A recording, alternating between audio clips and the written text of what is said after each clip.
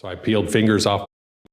Good evening. A man is assaulted by Henderson police after he tried to help them, and now the city has to pay nearly $500,000. Thanks for joining us. I'm Denise Valdez. And I'm Brian Loftus. 8 News Now investigator Vanessa Murphy obtained video from that incident, sat down with the victim and his lawyer. Now, we do want to warn you, it is graphic. For Jim Herndon, it's been 6 long years since he became the victim of excessive force by Henderson police. Bad situation got out of hand and things just spiraled. He was an assistant store manager at Sportsman's Warehouse. Officers arrive after a call about an armed shoplifter. Here, officers approach the suspect and he runs. We had a firearm. Herndon, I didn't know what he would do. a former law enforcement officer for more than 2 decades, Just instincts from lots of years of training. intervenes. I recall jumping on him. But he never expected what would follow. I saw stars. This is Sergeant Michael Gillis ramming Herndon in the head with an M4 and using a stun gun. Somebody had their hands wrapped around my throat and was lifting me up, so I peeled fingers off my throat. Got hit a few more times in the face. He says he suffered multiple injuries, including a concussion, and he has permanent nerve damage and some memory loss.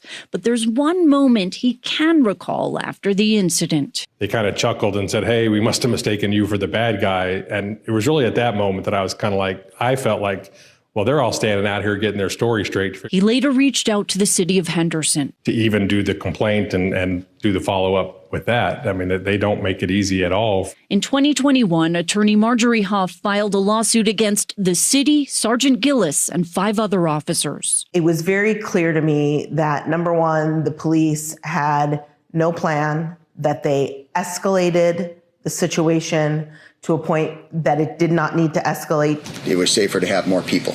This is Sergeant Gillis on the stand. And you would not change a thing. No. He testifies the incident tarnished his reputation, a claim Huff is ready for. But you had previously had excessive force complaints for punching a woman in the face.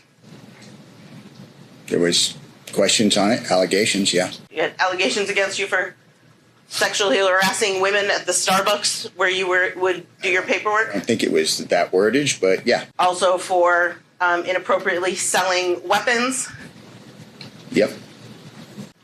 voiding traffic tickets for friends and family. Yes, I did that.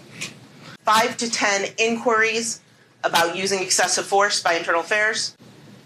Sounds probably right. You've been placed on leave with pay 4 times. Yes, ma'am. What types of incidents cause an officer to be placed on leave with pay?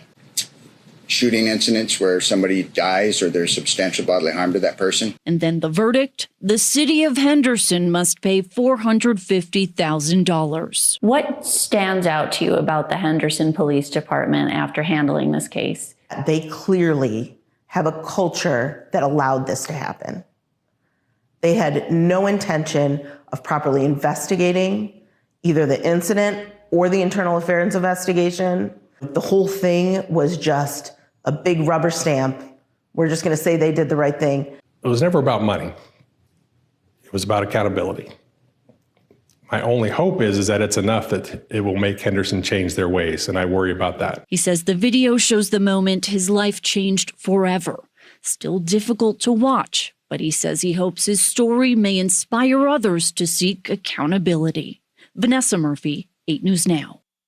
Attorney Marjorie Huff says this is the first civil rights trial in state history under a new rule that came down from the Nevada Supreme Court. Now, previously, civil rights cases had to be handled only in federal court. Gillis appears to have retired from the Henderson Police Department.